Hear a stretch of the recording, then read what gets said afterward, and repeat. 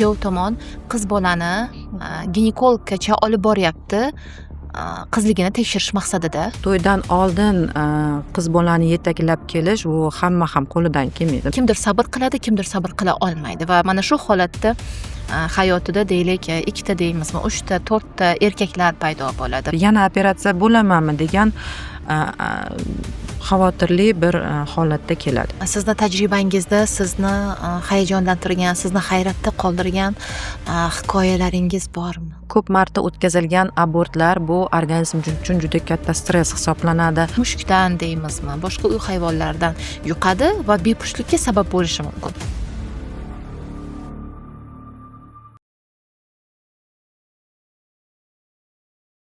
Ayol sog'lom bo'lsa, farzandlari baxtli, oila tinch va jamiyat albatta kuchli bo'ladi. Oilaning salomatligi nafaqat uning shaxsiy farovonligi, balki butun oilaning kelajagi uchun muhim omil hisoblanadi. Aziz ayollarimiz, opa-singillarimiz, ekran qarshisiga yaqinroq o'tirib oling. Assalomu alaykum. Bugungi ko'rsatuvimizning mehmoni 15 yillik tajribaga ega ginekolog jarroh Muftaydinova Shahnoza Qiyomitdinovna. Assalomu alaykum. Shahnoza opa, xush kelibsiz. Rahmat, xushvaqt bo'ling. Sizni ko'rganimdan xursandman. Albatta, siz haqingizda ko'p eshitganmiz. Malakali mutaxassis, professional ginekolog jarroh sifatida. Rahmat. Shahnoza opa, bugungi kunda demak, ayollarimizning salomatligi juda ham muhim omillardan biri hisoblanadi. Yuqorida aytib o'tganimdek, ayol sog'lom bo'lsa, farzandlar baxtli bo'ladi, oila tinch bo'ladi, jamiyat kuchli bo'ladi. Mutaxassis sifatida aytsangiz, hozirgi kunda qaysi ginekologik simptomni ayollar eng ko'p e'tiborsiz qoldiryapti va bundan siz ko'proq xavotirdasiz? Hozirgi paytda eng ko'p uchraydigan ayollar kasalliklarining eng asosiy belgilaridan biri bo'lmish hayz faoliyatining buzilishi, qorin pastida og'riq, hayz paytida og'riqlarni his qilishi ayollar uchun normal hisoblanadi, normal holatdek bo'lib qolgan va aynan shu belgilar, darakchilar, ginekologik kasalliklarning asosiy belgilari bo'lgan ushbu simptomlarni men xavotirli simptomlar deb o'ylayman va e'tiborsiz qoldirishmaslikni maslahat bergan bo'lardim. Tushunarli. Albatta, qizlarimiz balog'at yoshiga yetganda ularda demak hayz ko'rish jarayoni boshlanadi. Necha yoshdan normal hisoblanadi? Chunki ba'zida ayrim qizlarda vaqtli keladi, kimdadir kech keladi va buning asosiy sabablari va hayz kelish jarayonidagi og'riqlar haqida ham gapirib o'tsangiz. Normada hayz 11-13 yoshdan boshlab kelishni boshlaydi. Juda kamdan kam holatda 9 yoshdan va 15-16 yoshdan keyin kelgani ham bu albatta har xil turdagi patologiya kasalliklarni belgisi bo'lib hisoblanadi. Og'riq, hayz paytidagi og'riqlar qizlarimizda juda ko'pchiligida hayz paytida og'riqlarni his qilishi kuzatiladi. Hayz paytidagi og'riqlar ko'p kasalliklarning asosiy belgisi hisoblanadi aslida, lekin yosh qizlarimizda uchraydigan hayz paytidagi og'riqlar bu gormonal fonda endi yo'lga qo'yilishi deb qaralsa ham bo'ladi, faqatgina kasallik emas, ya'ni normal holatda ham bo'lib turishi mumkin. Endigina hayz boshlanganda qizlarimiz shu hayzdan oldingi yoki hayz paytidagi og'riqlarni his qiladi.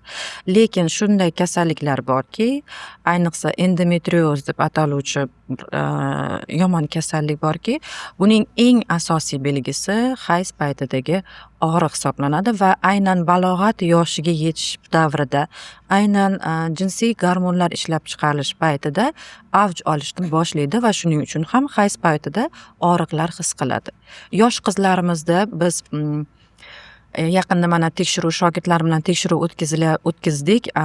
Maktablarda anketsирование o'tkazganimizda qizlarimizda maktabda o'qiydigan 10-11 sinfdagi qizlarimizda oralarida operatsiya o'tkazgan qizlar ham uchrab turgan ekan.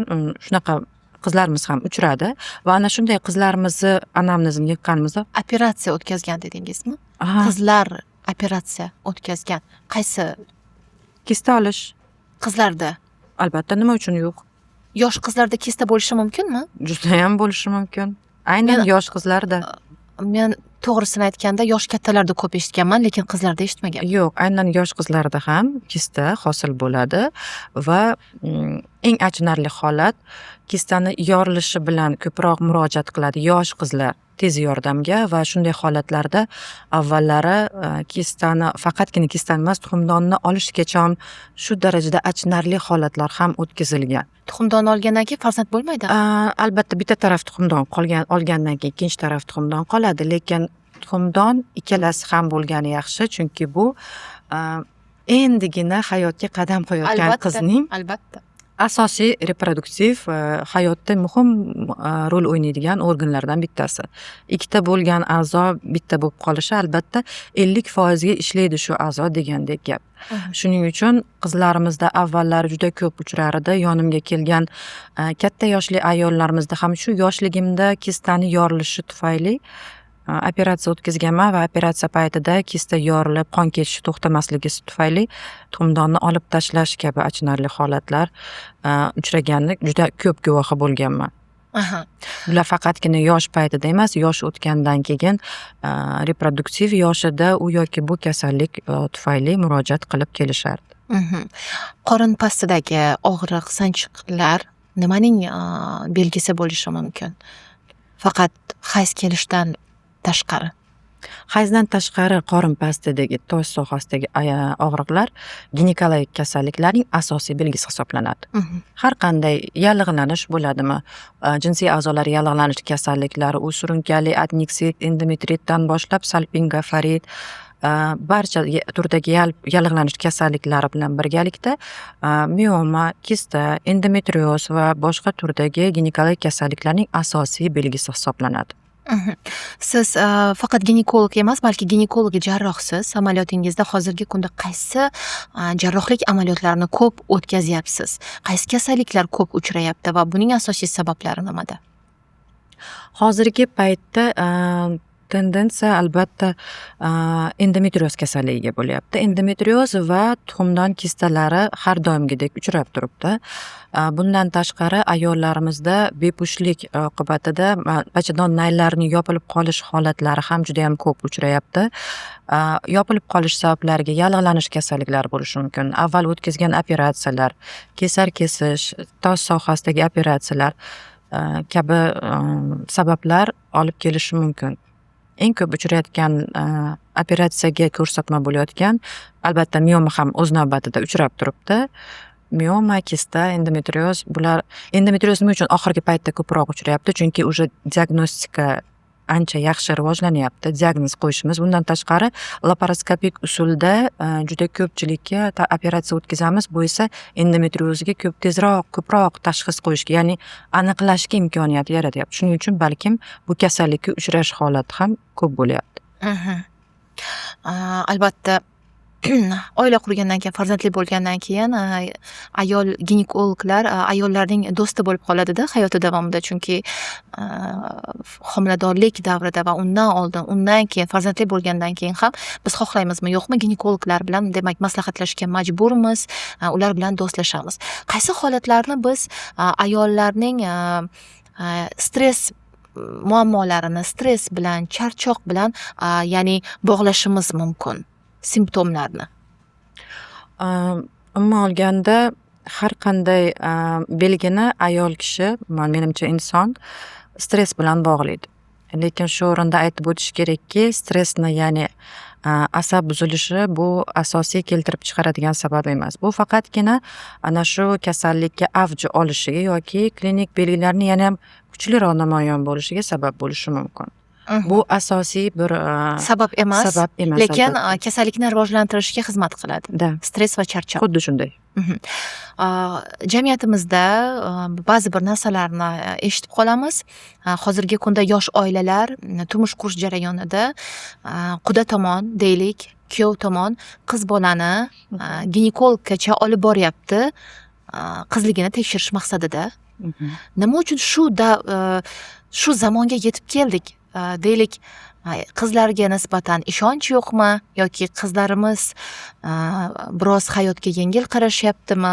Sizda ham kasbingiz nuqtai nazaridan shunday voqealarga duch kelyapsizmi va qanday bu muammolarga yechim topib beryapsiz?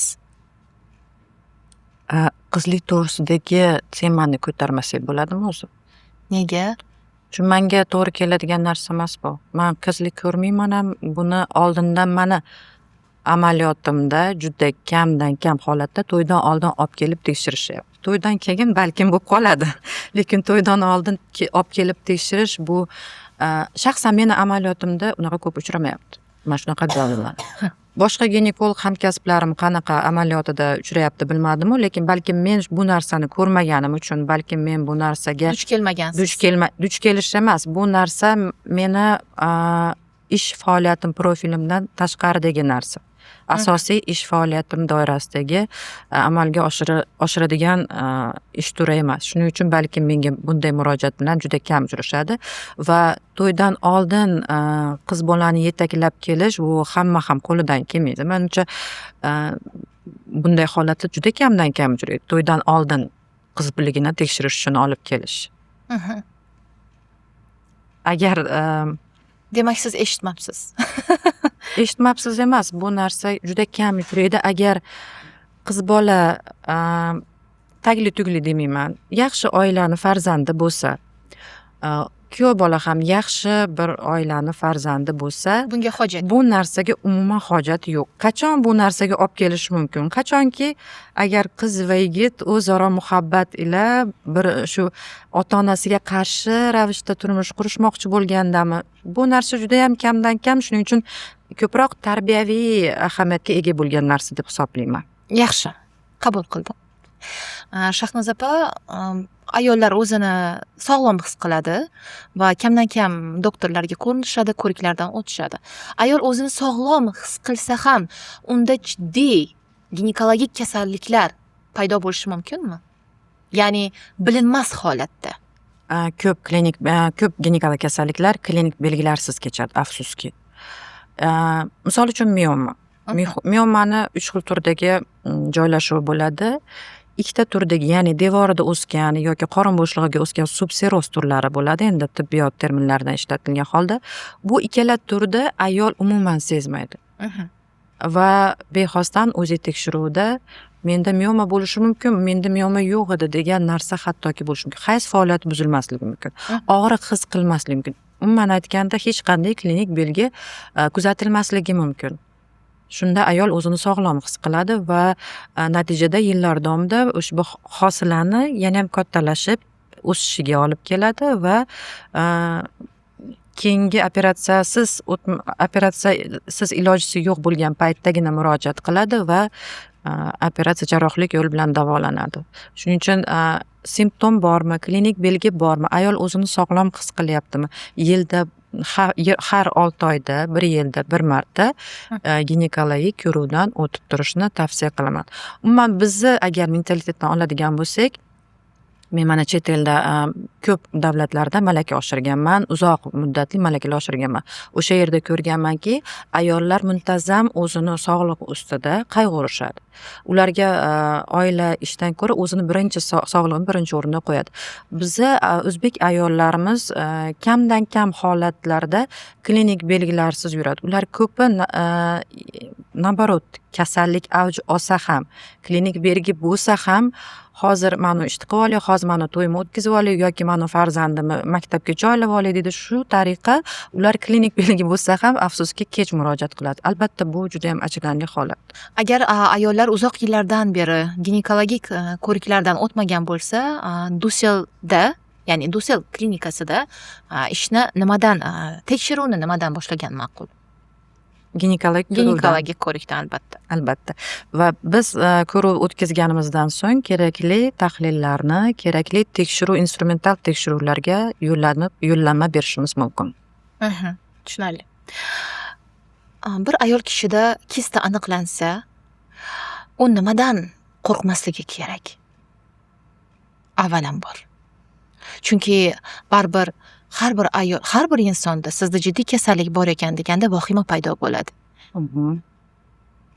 Agar mana hozir bizni tomosha qilayotgan, demak, tomoshabinlarimiz, opa-singillarimiz orasida kistasi aniqlangan, miomasi bor, deylik, jiddiy kasalligi bor ayollar bizni tomosha qilayotgan bo'lishi mumkin. Ular nimadan avvalambor qo'rqishmasin? Avvalambor kistasi bor ayollar, miomasi bor ayollar bizda eng qo'rqadigan holati bu o'sha a'zodan ayrilib qolishdan qo'rqadi. Aha. A, bunga o'ziga yarasha ko'rsatmalar bo'ladi. Ya'niki, agar yaxshi sifatli hosila, kista va yaxshi sifatli boshqa bir o'simta bo'ladigan bo'lsa, unda ayollar bu narsadan xavotir olmasa ham bo'ladi. Ayniqsa, miyomatoz tugunlari bor ayollarimiz, miyomasi bor ayollarimiz bachadonimdan ayrilaman, boshqa farzandli bo'la olmayman degan narsadan juda katta qo'rquv bilan ko'ruvimga keladi. Va ko'p joyda ko'p mutaxassislar ularga hattoki bachadoning bilan olib tashlash kerak yoki tuxumdoning bilan olib tashlash kerak degan tavsiyani beradi. Va men bunday ayollarga qarata ayta olaman, tekshiruvlardan o'tib, agar yaxshi sifatli hosila bo'ladigan bo'lsa, yaxshi sifatli kista bo'ladigan bo'lsa, a'zolardan ayrilib qolishdan qo'rqmaslikni maslahat beraman. Ya'ni kistani faqat o'zini olib tashlash, tuxumdonni qoldirish, miyomani faqat o'zini olib tashlash, bachadonni qoldirish kabi holatlarni tavsiya qilaman. Faqatgina yaxshi sifatli holatlarda. Agar hosila, jarayon yomon sifatli bo'ladigan bo'lsa, bu albatta boshqa bir tartibda olib boriladi. Bugungi kunda bepushtlikka qanday davo choralari topilyapti, aniqlanyapti? Eng quvontiradigan narsa, bizda bepushtlikka qaratilgan juda ko'p bir yangi texnologiyalar ham umuman eko kirib kelgandan buyon judayam reproduktologiya sohasi yaxshi avj olib boradi. Men albatta bundan faqat xursandman, chunki ilojisi yo'q narsani o'zi qolmayapti. Chetga chiqishi shart emas. O'zimizda shuncha bir klinikalar, bir qator bitta emas, juda ko'p klinikalar o'z yordamlarini ayamay ayollarimizni baxtli ona bo'lishiga sabab bo'lyapti. Bepushtlikda eng asosiy davo choralari bu albatta sabablarini aniqlangan holatda davo choralari olib borilyapti. Sabablar bepushtlikning turlicha bo'lishi mumkin. Bachadonga bog'liq holatda, tuxumdonga bog'liq, bachadon naylariga, erkak, ayollarga bog'liq bo'lgan bepushtlik va hokazo. Sabablarni aniqlagan holatda har bitta sababini bartaraf etishning yangi usullari ishlab chiqarilyapti. Misol uchun, bachadonga bog'liq bo'lgan bepushtlik, farzandsizlikning asosiy eng ko'p uchrayotgan turi bu bachadon endometriy polipi hisoblanyapti. Endometriy polipi bachadonda bir yaxshi sifatli hosila hisoblanadi, lekin yomon sifatlikka qanchadir foizda aylanishi mumkin va bepushtlikning hozirgi kunda eng ko'p uchrayotgan sabablaridan biri hisoblanadi. Tuxumdonga bog'liq bo'lgan bepushtlik, xuddi shunday ovulyatsiya yoki follikullarning yetilishi bilan bog'liq bo'lgan muammolar bartaraf etilyapti. Bachadon naylariga bog'liq bo'lgan bepushtlikni operatsiya yo'li bilan hozir eng zamonaviy texnologiyalarda o'sha laparoskopik yo'l bilan fibroplastika, bachadon naylarini ochishga harakat qilish kabi operatsiyalar o'tkazilyapti. Bundan tashqari albatta eko ham bor. Ekodan keyin bu choralar, bu metodlar agar yordam bermasa, eko ham juda ham yaxshi rivojlanyapti bizda. Keling ochiqchasiga gaplashamiz. Har doim ham ginekologik kasalliklar ayollarda uchraydigan. Aynan o'zlarining ya'ni salomatligiga bog'liq emas. Ba'zida qaysi kasalliklar ularning turmush o'rtoqlaridan yuqishi mumkin yoki deylik turmush o'rtog'iga bog'liq bo'lgan holatda rivojlanishi mumkin. Aynan shuni hozir sizga ayta olmayotgandim. Aynan mana shu juda ham ko'p ayollarimizni qiynab kelayotgan muammolardan bittasi, chunki ajrashgan ayollarimiz yoki vafot etgan yoki turmushi bo'lmagan har xil holatlar bo'ladi. Agar turmush o'rtog'i bilan bog'liq bo'lgan kasalliklarni ko'radigan bo'lsak, nimagadir ko'proq miyoma va endometrioz kelib chiqishi aynan meni amaliyotimda ko'p uchrayapti.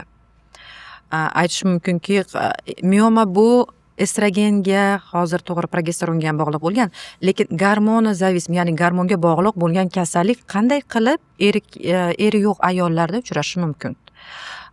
Bu savolga menimcha oxirigacha javob topilmagan. Lekin meni amaliyotimda shaxsan turmush o'rtog'i yo'q ayollarimda ko'proq endometrioz va miyoma xastaligi ko'proq uchrayapti. turmush o'rtog'i tufayli yuqishi mumkin bo'lgan kasallik, paydo bo'lishi mumkin bo'lgan kasalliklar bu albatta jinsiy yo'l orqali yuqadigan yallig'lanish kasalliklari. Bunday oilalarni er-xotin birgalikda davo choralari olib boriladi va shundagina yuqori samaraga erishishimiz mumkin. Ko'p ayollar amaliyotimga keladi, oylab davo lecheniya qiladigan ayollarim bor. Lekin nimagadir davo samarasiz bo'laveradi. Va men birgalikda doim turmush o'rtog'i bilan er-xotin birgalikda lecheniya olib, ya'ni davolashni olib borishni taklif qilaman.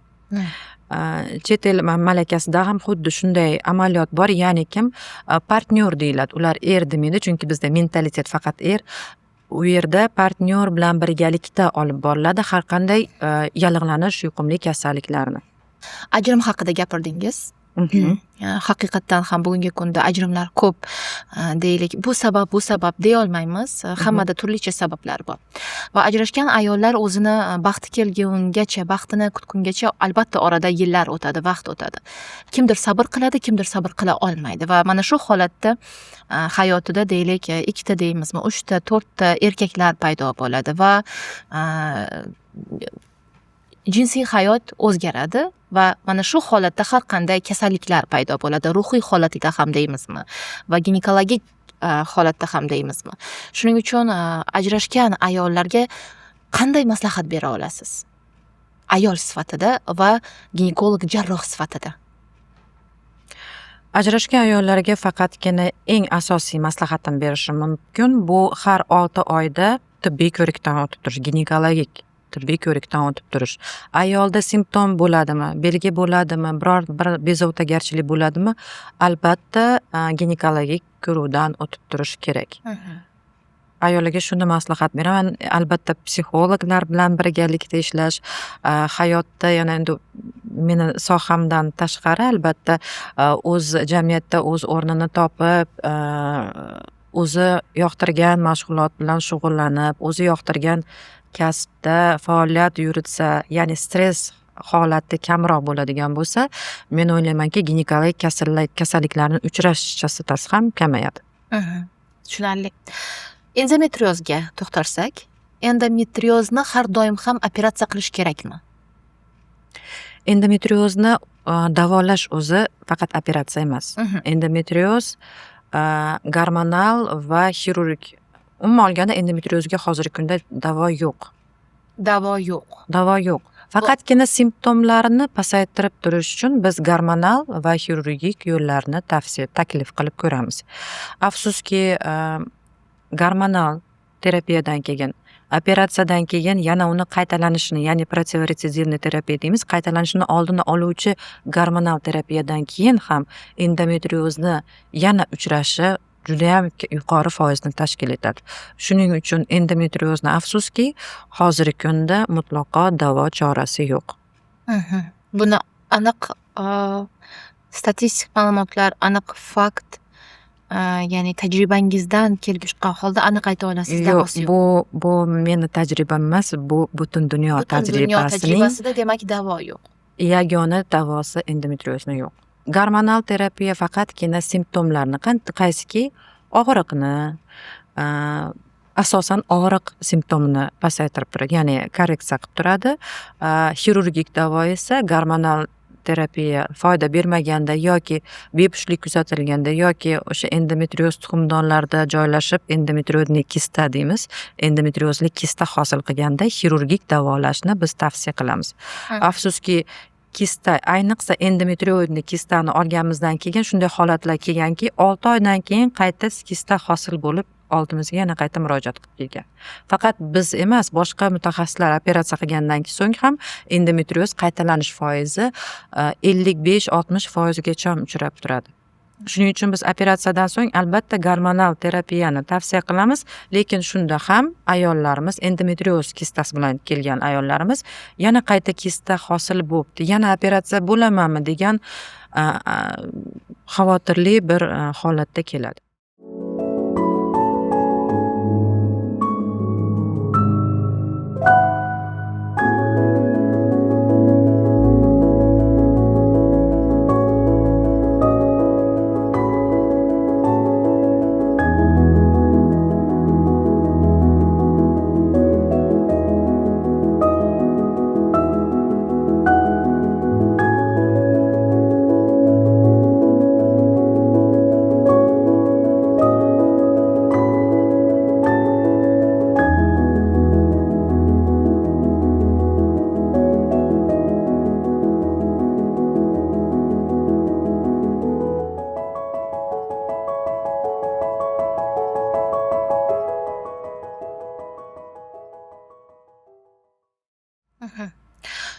agar bir ayolga bachadonni olib tashlash kerak deyishsa-yu, u ikkinchi shifokorni ham eshitishi mumkinmi? Ya'ni chunki shifokorlarning tajribasi har xil. Yoki bo'ldi bachadonni olib tashlash kerak degan bitta o'sha shifokorni aytgan gapiga ishonib ketish kerakmi yoki boshqa shifokorlarni maslahatini ham olish kerakmi? Umuman olganda, men faqatgina bitta shifokorga uchrab, ana shu shifokorga ixlos qo'yishni o'zim ma'qul ko'raman. Lekin afsuski hozirgi kunda har xil mutaxassislarimiz, har xil kollegalarimiz bor, hamkasblarimiz va agar organdan, a'zodan xalos bo'lishni taklif qilgan bo'lsa, nima uchun so'ramaslik kerak? Albatta so'rab ko'rish kerak. Meni oldimga kelgan bemorlarga agar operatsiyaga bachadonni olib tashlashga ko'rsatma bo'ladigan bo'lsa, men ularga to'g'ri tushuntiraman. Meni tavsiyam xuddi shunday. Siz bu tavsiyani boshqa shifokorlar bilan maslahatlashib ko'rishingiz mumkin. Men hatto o'zim aytaman. Faqatgina albatta yaxshi operatsiya qiladigan shu kompetentni mutaxassis o'z ishini ustasi bo'lsa, faqatgina ushbu muammoni ko'ra bila oladi. Har xil mutaxassislarimiz bor, afsuski. Shuning uchun imенно operatsiya qiladigan ginekologga boring deyman. Holatingizni ko'rsating. Faqatgina meni so'zimga emas, ular bilan ham maslahatlashing. Va ko'p bemorlarim maslahati shart emas deydi, agar men to'g'ri tushuntirib bera olsam. Chunki doimo bachadonni olib tashlashga taklif qilmayman. Ayollarimiz shu darajada aziyat chekadiki, yillar davomida bu narsani kuzatadiki, menga уже tayyor holatda keladi. Menimcha bachadonimni olib tashlash vaqti keldi deydi. Va ana shu holatda men yoki qoldirish yoki olib tashlashga ko'rsatma ko'rgan bo'lsam, u yoki bu taklifni beraman. Tushunarli. Sizni tajribangizda sizni hayajonlantirgan, sizni hayratda qoldirgan hikoyalaringiz bormi? Meni yaqindagina bo'lib o'tgan narsani aytib bermoqchiman. O'zbekistonda tibbiyotdan qanchalik insonlar tibbiy xizmatdan foydalana olishni ana shu ayolda, bemorda ko'rdim. Chunki bemorim chet ellik, amerikalik demoqchiman, Amerikada uzoq yillar davomida yashagan O'zbekiston fuqarosi. Ayolda 10 yil oldin tuxumdon kistasi aniqlangan bo'lgan. 10 yil davomida Amerikada kuzatilgan. Faqatgina Amerika emas, boshqa chet davlatda ham biror bir kasallik aniqlansa, ular darrov operatsiyaga olishmaydi. Ular avvaliga kuzatadi, bir qancha tekshiruvlar, balkim bu to'g'ri, lekin yillar davomida ayolni tekshirgan. Natijada kista 8 santimetrdan sal ortiqroq kattalikda kattalashgan. Oxiri ayol majburlikdan iltimos, meni shu jarrohlik yo'l bilan mana shu kistani olib tashlanglar deb iltimos qilganda, ularni javobi MRT tekshiruvini o'tkazamiz. MRTdan so'ng sizga mayli jarrohlik xizmatini ko'rsatamiz degan. MRTga yozilganda ayol 1 yil o'chirit kutishni aytishgan. 1 yil navbat kutishni aytishgan. Bu narsa nima uchun menga juda ham ta'sirlandim. Chunki afsuski ayolda bu jarayon yomon sifatli jarayonga o'tgan bo'lgan. Va bizgacha уже yetib kelganda afsuski tuxumdondagi oddiy kista, balkim oddiy emas edi, boshidan yomon sifatli hosilaga aylanib bo'lgan va ayolni majburlikdan, demak tibbiy ko'rsatmaga asosan tuxumdon, bachadon kerakli xirurgik объемный katta hajmdagi operatsiyani o'tkazdik. Biz o'ylaymizki yana ham vaqtida bu ayolga yordam ko'rsatdik. Agar undan ham yana kech qolib, yana 1 yil MRT kutadigan bo'lsa chet elda, unda bilmadim qanaqa ayanchli holatga kelgan bo'ladi. Ikkita adashmasam 3 ta farzandni onasi juda ham achinarli holat. Shu narsadan juda ta'sirlandim. Tibbiy xizmatdan ko'pchilik to'g'ri norozi bizda. Bizni O'zbekistonda tibbiy xizmat endi rivojlanyapti. To'g'ri, ko'p kamchiliklar bor, lekin dostupnost degan narsa bor. Ya'ni kim shu tibbiy xizmatdan foydalana olish bizda juda ham yaxshi yo'lga qo'yilgan. Allohga shukrki, davlat mana xususiy shifoxonalar bor. Hattoki kezi kelganda bemorlarim 5 minut umid kutishni ham o'ziga ep bilmaydi. Qachon bizni navbatimiz keladi, tezroq kirishimiz kerak edi. Men hozir tekshirinib, darrov muolajani olib ketishim kerak, ishim tezroq bitishi kerak degan narsa turadi birinchi navbatda. Shuning uchun qiyoslash albatta noto'g'ri, lekin shu narsa juda ham meni ta'sirlantirdi. Sizni qabulingizga farzand ko'rish maqsadida kelgan, lekin u orzulari puchga aylangan, umidi so'ngan ayollar kelgan-u, lekin vaqt o'tgandan keyin farzand ko'rib ketishgan. Shunday voqealar ham bo'lganmi? Allohga ming hisob shukurki, bunday sababchi bo'lishga juda ko'pchilikni ona baxtiga sababchi bo'lishiga Allohim nasib qilyapti. Birgina doktor sizdan kelgan, sizni muolajasidan kelgan yoki sizda ko'rinib turardim, homilador bo'ldim deyishini o'zi bizga shuncha qilgan mashaqqatli mehnat yo'limiz juda ham haligi yengildek his qilamiz. Kechagina mana kecha adashmasam telefon qilyapti. Doktor, meni operatsiya qilgandingiz, o'shandan keyin homilador bo'lgan edim. Men o'sha tug'dim. Xursandligidan telefon qilyapti. Bunday narsalarni eshitish biz uchun juda ham katta ham g'urur, ham motivatsiya. Umuman olganda hamma qiyinchiliklarni bir srazu esimizdan chiqaramiz desak ham bo'ladi. Albatta bo'lgan bu holatlar. Tushunarli, juda ham xursandman. Aynan yaratgan sizni sababchi qilib qo'ygan va albatta tajribangiz uzoq yillar davomida rivojlangani ko'pligi uchun aynan ayollarning dardiga darmon bo'la olgansiz. Bir narsani so'ramoqchiman, lekin bu so'zni o'zi aslida hech kim eshitgisi ham kelmaydi, aytgisi ham kelmaydi. Saraton. Bu qanday rivojlanadi? Qanday alomatlari paydo bo'lishi mumkin va qanday aniqlanadi? Saraton aynan Ginekologik. jinsiy a'zolar, biz reproduktiv a'zolar, bachadon, endometriy raki yoki tuxumdon saratonlari qanday avj oladi? Bular sabablari aslida juda ko'p. Biror bir aniq sabab keltirib chiqaradi deya olmaymiz. Kompleks sabablar birgalikda ishlashadi. Ya'ni bunda genetik moyillik bo'lishi mumkin, hayot tarzi bo'lishi mumkin. Albatta stress holatlari bunga yana qo'shimcha yordam beradi. Ko'p marta o'tkazilgan abortlar bu organizm uchun juda katta stress hisoblanadi. Shu kabi kompleks sabablar rak holatlarini kelib chiqishida asosiy sabablardan bittasi va bundan tashqari Janubiy Koreyada onkologiya bo'limida, operativ onkologiya bo'limida malaka oshirganimda shu narsaga amin bo'lganmanki, juda ham yosh ayollarda endometriy raki rivojlanish foizi juda ko'p bo'lgan va meni juda hayratda qoldirgan va 3-4 stadiyaga tez o'tish holatlari kuzatilgan va ana shunda o'zimga o'zim savol berganman. Nima uchun shunday rivojlangan? Ya'ni tashxis, diagnostika zo'r rivojlangan davlatlarda ham 3-4 stadiyada raklar, ya'ni saraton kasalligi uchrab turibdi.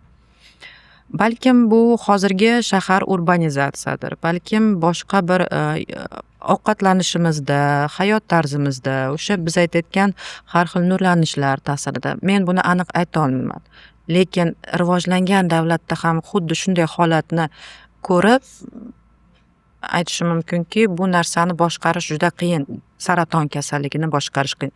Lekin oldini olish mumkin. Ya'ni o'z vaqtida tekshiruvlardan o'tish, o'z vaqtida ginekolog ko'rigidan o'tib turish. Mana oddiygina bizni davlatimiz tomonidan taklif o'tkazib boriladi bachadon bo'yni saratoni skriningi.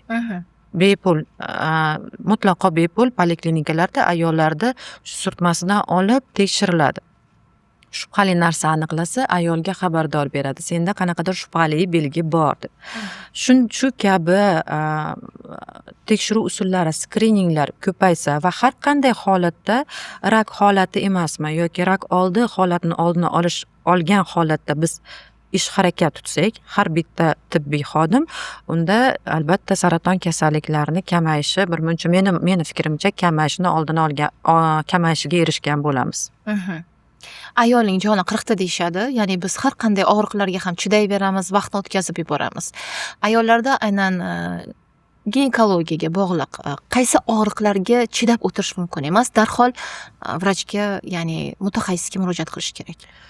Ayollarda tos sohasidagi hayz paytidagi har qanday og'riq albatta ginekolog ko'ruvni talab qiladi.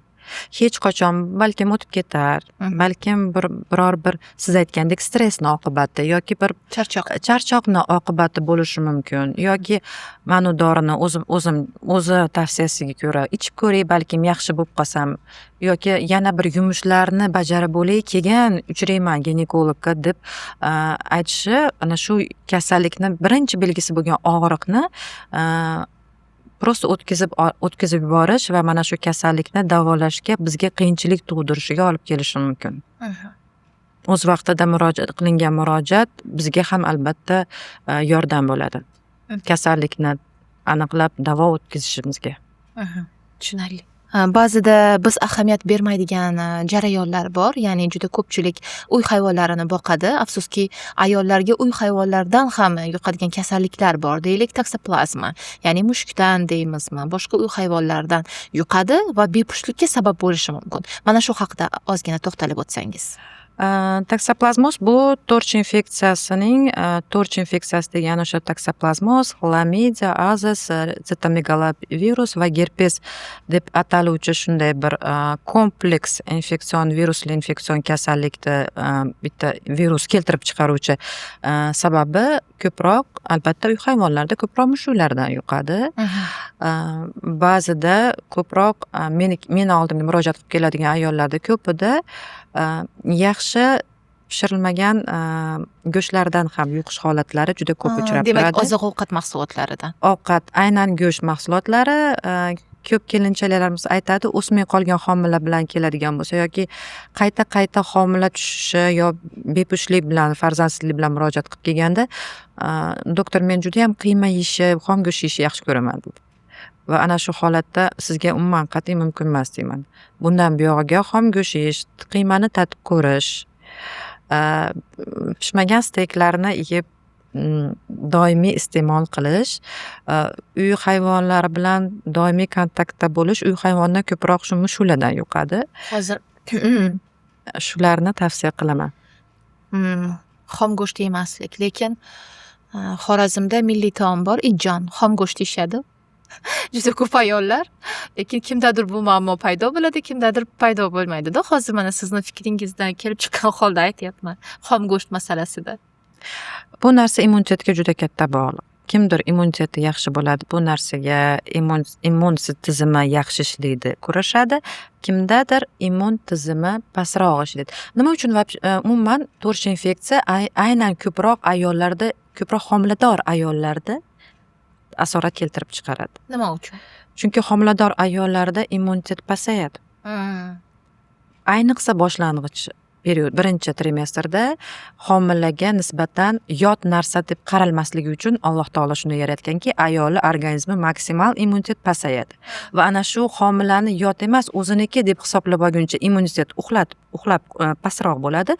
Shu paytda boshqa bir surunkali yallig'lanish kasalliklari uyg'onishni boshlaydi va shu bilan birga albatta to'rch infeksiyasidan bitta turi o'sha taksoplazmoz, xlamidiya, sitomegalovirus, gerpes, oddiy gripp chaqiradigan gerpes ham uyg'onib homilaga nisbatan o'z ta'sirini boshlaydi. Homilador ayollar aytadi, menda hech qanaqa belgi bo'lmadi-ku, hech qanday kasallik belgisi bo'lmadi-ku. Nima uchun homilamda o'smay qoldi? Nima uchun menda taksoplazmoz aniqlanyapti? Menda hech qanday klinik belgi yo'q. Chunki bu simptomsiz kechadi. Faqatgina homilani o'ziga ko'proq ta'sir ko'rsatadi. Tushunarli. Siz ko'proq jarrohlik amaliyoti, ya'ni xalq tili bilan aytganda operatsiya qilasiz.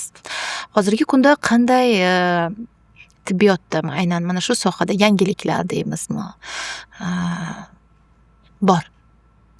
Jarrohlik amaliyoti bizda kundan kunga O'zbekistonda rivojlanib bormoqda.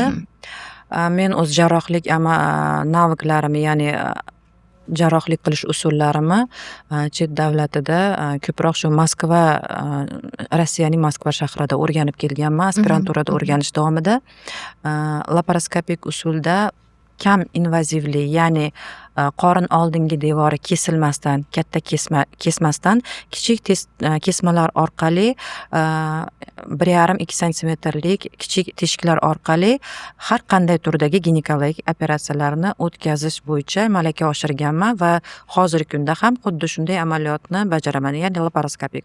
Bundan tashqari meni quvontiradigan narsa, O'zbekistonga уже robot assistiruющий, ya'ni robot assistentlik qiladigan jarrohlik amaliyoti ham kirib kelyapti. Bu amaliyotlarni qanday bizni an'anaviy jarrohlik turidan farqi bor. Laparoskopiyada birinchidan ayolda biz aytib o'tgandek qorin oldingi devori kesilmaydi. Ya'ni qorin oldingi devori kesilib aynan bachadongacha tushgacha bo'lgan qavat, mushak qavati, qorin pardasi, teri osti yog' kletchatka, umuman hamma aponevrozlar hammasi jarohatlanadi. An'anaviy usulda. Biz taklif qilmagan, bu jahon qo'llayotgan usulda, laparoskopik usulda esa kichik teshiklar orqali kam invaziv usulda miomalarni, katta o'lchamda miomani olish, bachadon olish, kista olish, har qanday turdagi ginekologik operatsiyalar o'tkazilyapti. Qanday afzalliklar bor? Juda ko'p afzallik bor. Birinchidan, ayolda tez reabilitatsiya, tez tiklanadi. Qorin oldi devori kesilgan ayollarda reabilitatsiyasi, oyoqqa turishi, o'zini tiklab olishi uzoqroq davom etadi. Kam invazivli, albatta, tez oyoqqa turadi. Ko'p operatsiyalarim ertasiga yoki ikkinchi sutkasiga, operatsiyadan ikkinchi sutkasiga javob beraman. Ayolim yaqinda shunaqa savol berdi. Doktor, men bachadonimni olib tashladingizmi? Nimaga desam, bachadonim olinganu, lekin men endi ayollari o'zi o'rtoqlari 55 yoshdagi ayol, shuning uchun o'rtoqlari aytgan, shu narsani o'tkazgan ayollar biz haftalab shifoxonada o'sha trubka deymiz, naycha bilan yurganmiz. Nima uchun siz bunaqa javob Men aytdimki, hozir shunaqa kam invazivli operatsiyalar yo'lga qo'yilganligi uchun ham tezroq reabilitatsiya, tezroq oyoqqa turish kabi holatlar bo'lyapti. Shuning uchun ham sizda balkim shunaqa his qilgandirsiz, lekin aslida sizda juda katta объем operatsiya bo'lgan. O'zingizni yengil расслабиться qilmang, ya'ni o'zingizni baribir ehtiyot qilib turing. Operatsiya объемный operatsiya bo'lgan deb tushuntirdim. Juda ko'p afzalliklari bor. O'ylaymanki, bundan ham keyingi, ya'ni robot assistentlik qiladigan operatsiyalarda biz yana ham rivojlanadi O'zbekiston, faqat laparoskopiya emas. Tushunarli. Ayollarning sog'lom bo'lishi va baxtli bo'lishi uchun 5 ta maslahat bering. Ayollarning sog'lom bo'lishi uchun birinchi navbatda sog'lom bo'lish uchun bo'lsa, albatta ginekolog ko'rigidan o'tib turish, har 6 oyda, har 1 yilda o'zini sog'lig'iga e'tiborsiz bo'lmaslik, har qanday klinik belgini e'tiborsiz qoldirmaslik, homiladorlikni to'liqni rejalashtirish, agar kasallik aniqlangan bo'lsa, homiladorlikka tayyorgarlikni o'tkazib, keyin homilador bo'lish, tug'ruqdan keyingi davrlarni o'sha biz bekorga momolarimiz chilla davri demagan, chilla davrida o'zini ehtiyot qilish. Maslahatlarim juda ko'p. Va eng avvalambor o'zlarini yaxshi ko'rishlari, o'zlariga vaqt ajratishlari, o'zlarini sevishlari kerak. Albatta, bu eng asosiysi. Shahnoza opa, qizlar uchun tug'ish yoshi necha yosh optimal hisoblanadi? Har xil fikrlar bor, lekin men o'zimni shaxsiy fikrimni aytaman. 20-21 yoshdan 35 yoshgacha bu optimal hisoblanadi. Tug'ish mumkin emas degani emas, optimal yosh. Ya'ni aynan shu yoshda, reproduksiv yoshda, intervalda ayol organizmi sog'lom va aynan onalikka tayyor bo'ladi. Bekorga aynan shu mana malaka oshirgan oxirgi davlatim Janubiy Koreya bo'ldi. U yerda ozgina tendensiya kam tug'ishga qarab ketilyapti. Ayollar ko'proq karyerani birinchi o'ringa qo'yyapti va men amaliyot o'tgan bo'limda 5 ta ayol bo'lsa, hech qaysini farzandi bo'lmadi. Men shunday savol berdim, nima uchun haligacha farzand ko'rmagansizlar? Ular karyerani birinchi navbatda o'ringa qo'yishlarini, agar farzandli bo'lsa uni katta qilish ular uchun juda katta mas'uliyat, ham moliyaviy nimani talab qiladi, e'tiborni. Ota-onasi bizni mentalitetga o'xshab nimagadir shunaqa javob oldim. Ota-onasi yordam berish, qarindosh urug'i yordam, qo'ni-qo'shni yordam, qarab tur deyish ularda juda ham kamdan kam ekan va ularda tug'ilish shuning uchun ham kamayib bormoqda. Lekin o'zimni fikrim, albatta 35 yoshgacha bo'lsa, bu ayol organizmi sog'lom bo'ladi hali. Shu o'rinda bitta narsani aytib o'tmoqchiman. Endometrioz kasalligi nima uchun bizda kamroq nisbatan uchrayapti? Chunki ayollarimiz endi ko'pchilik qarshi chiqishi mumkin bu narsaga. Biz shuning uchun qisman shuning uchun yaralganmiz. Ya'ni ko'payish, farzand ko'rish. Agar o'z vaqtida homilador bo'lmasa, o'z vaqtida farzandli bo'lmasa, ayolda qandaydir bir o'zgarish ketadi. Gormonal o'zgarish. O'sha o'tgan endometrioz mioma ko'proq chet davlatida. Men avvallari o'ylardim, Rossiyada nima uchun ko'proq? Ular gormonal kontratsepsiyadan foydalanganligi uchundir. Lekin aslida bizdagi, men yana yaqinda mana DS yoqladim. Shu o'rinda maqtanib o'tay. Ilmiy ishim mavzusi ham endometrioz to'g'risida O'zbekistonda o'rganganimda bizda nisbatan kamroq statistikada imенно 3-4 darajalar, yangi tarqalgan darajalar nisbatan kamroq uchrar ekan. Nima uchun? Albatta biza ayollarimiz o'z vaqtida turmush qurishi va o'z vaqtida farzandli bo'lish ham ayol organizmi uchun bu foydali hisoblanadi. Ya'ni o'z vazifasini bajaradi. Boshqa tarafga ketmaydi, yomon kasallik tarafga yo'naltirilmaydi bu gormonlar. Imенно homiladorlikka, bolani emizishga, keyingi homiladorlik tayyorgarlikka, shu narsalarga qaratiladi hamma gormonal tizimimiz. O'sha Moskvadagi ustozim ham bir so'zlari hech ham esimdan chiqmaydi. Endometriozni 4-darajasi bilan juda ko'p bemorlar kelardi. Aziyat chekib, уже hayot sifati shu darajada pasayib ketganki, nima qilsangiz qiling, bachadonimni olib tashlasangiz shu kasallikdan xalos bo'laman, ha, nisbatan xalos bo'lasandirdi. Yana qanaqa turi bor? Homilador bo'lgan tuqqandir. Men bu bilan homilador bo'lish kerak, tug'ish kerak degan narsani propaganda qilmoqchi emasman, lekin o'z vaqtida shu narsani qilish kerak. Men bu bilan ulab ketiga ulagin, anemiya bilan tuqqan, kasalliging bo'lsa tuqqan demoqchi emasman, lekin o'z vaqtida homilador bo'lib tug'ish, o'zimizni vazifamizni, biologik vazifamizni bajarish ham juda ham to'g'ri. Albatta, oila ham, jamiyat ham, aslida baxt ham farzand bilan shirin. Juda to'g'ri. Albatta, Shahnoz opa, bugungi aniq fikrlar uchun, qisqa, aniq mazmunli maslahatlaringiz uchun, bilimlaringiz uchun tashakkur va ko'rsatuvimizdagi ishtirokingiz uchun ham rahmat. Ishlaringizda ulkan zafarlar, omadlar tilab qolamiz. Rahmat sizlarga ham. Sog' bo'ling. Bu Klinik So'z loyihasi edi. Ko'zga ko'rinmaganlarni ko'rsatishda davom etamiz. Aziz opa-singillar, o'zingizni va yaqinlaringizni, farzandlaringizni seving, o'zingizni ehtiyot qiling. Like bosing, izohlaringizni kutamiz va albatta ko'rsatuvimizni yaqinlaringizga yuborib qo'yish esdan chiqmasin. Salomat bo'ling.